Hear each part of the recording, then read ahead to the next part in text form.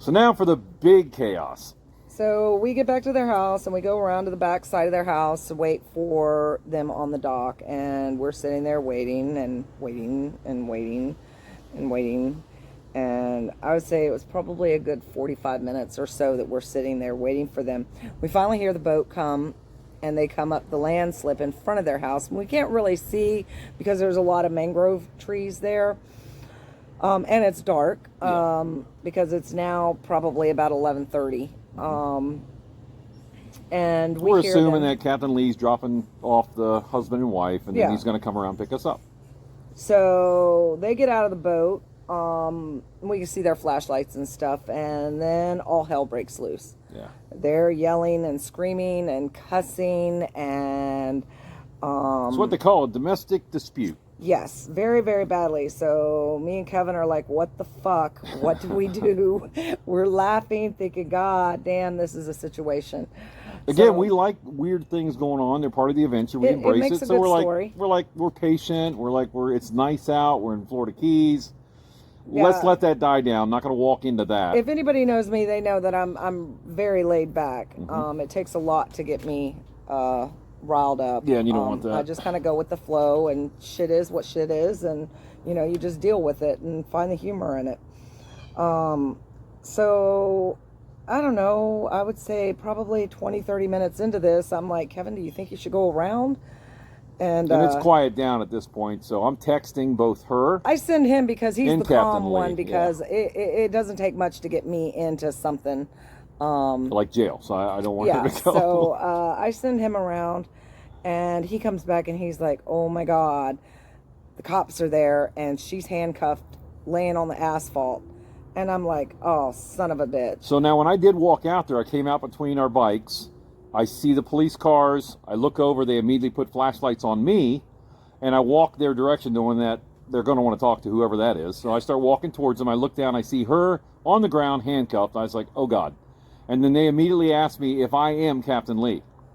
I'm like, no. We actually jumped ahead a little bit. Prior to Kevin walking up front, we heard the boat start up. So we assumed that Captain Lee was coming around to pick us up. Nope. He Instead of the throttled nice wide open. Instead of the nice and putt, here I come. It was yeah. straight through the water, past us, off to the Atlantic Ocean. So we're like, okay, so that's when Kevin decides to go around and sees her handcuffed. So he comes back and he tells me, and I'm like, Jesus Christ. Yeah, now what do we do? And we're still laughing because, it's unfortunate for them, but... So I decide that I'm going to go up front and try to talk to the cops, because not only are we stuck sitting on the dock, not being able to get to our tiny house, she's got 4 other boats out there. And I know for a fact that there's a husband and wife and 2 kids out on one. Yeah. And I'm thinking, oh my God, these people are going to be stranded out there. So I go and talk to the cops, who just completely fucking dismissed me. They didn't have 2 shits about what I had to say. Sucks for you is pretty much their... Yeah. Not very helpful at all in the situation. And I'm like, okay. So I go back and I tell Kevin, that the cops just didn't give a shit. And we sit there for a few more minutes. Kevin's trying to look up water taxis on his phone. But now it's around midnight, and there's it was probably after midnight. And there's nothing open. So I finally decide, okay, well, obviously we're going to have to take the fucking kayaks out there. And I know where the kayaks are. So I went around to the side of her house to get the kayaks, but I can't find no oars. So I'm like, okay, great. They probably keep those locked up so people don't steal their fucking kayaks. So I have to go around and talk to her. And I'm like, hey, hon, I need to know where the oars are. And she's like, oh, well, I'm in handcuffs. And she's got her hands, handcuffed behind her back. And she's raising her arms up to show me. And I'm like, yeah, I kind of see that. I said, but, we need to kind of get out to the houseboat. And she's like, oh, so you need a ride? And I'm like, yeah, but, she's like, well, I can't help you there. I'm handcuffed. And I'm like, okay, where are the paddles? And she says, oh, but you know what? She says, we have another skiff. You guys can take that. And I said, okay, where's that? I said, is that the boat that's over there on the dock? And she says, yes. And she proceeds to start telling me how to start this damn thing. And I'm like, whoa, whoa, whoa, whoa. No, let me get Kevin because I'm not a boat person. It's got issues, so there's obviously some things wrong with it. So I call Kevin over, and Kevin comes and, listens to her instructions. And we're like, fine, good. We can get to our houseboat. Fuck these people. So we go around, and Kevin hops in the boat, and he gets it started. And I untie it. And we proceed to go, and didn't make it very far before it cuts off, and he can't get it started before. Now it's flooding out. There's no spark. It won't go. This is like, you've got like a main channel, and then you come around some mangrove trees, and you're like in this little grove area, where their dock is and all of that. So you're not out in the current or anything. There's two little paddles in the boat, that are probably about that long. I think they're used for pushing the boat off if it gets stuck somewhere, because my paddle was about 6 inches wide. It was pretty much useless and only about 3 foot tall.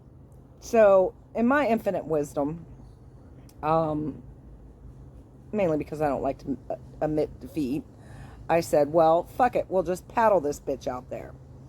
Okay, so we end up paddling it, and we know it's going to be a good half hour, 45-minute paddle, but let's do it. Come on, this is a story.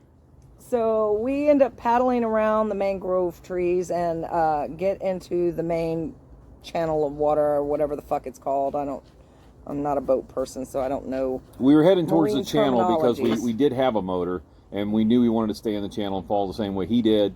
If we had kayaks, we would have stayed on the shore.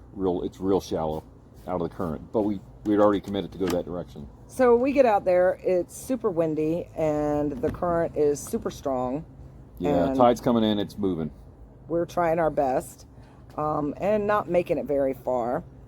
And then all of a sudden, he's falling out, saying that he's weak. Yeah, we're really paddling because we realized that we're paddling really, really hard and we're losing ground. And behind us is the Gulf of Mexico. This is an inlet between the Atlantic and the Gulf.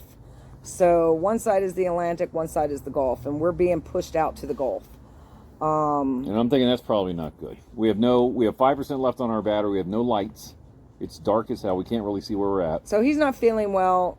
He's having difficulties, and I'm not really grasping the extent of things at this point. I know I've overexerted myself paddling really, really hard trying to get us back over. I knew it was important. I know I overdid it for what I shouldn't do, and I didn't want to admit that either. My pride was like, no, you're just a little tired. Don't look like a puss. So at any rate, but I was in trouble. He stopped paddling, and I'm kind of doing it on my own and not making it very far, and realizing that, we're just drifting backwards.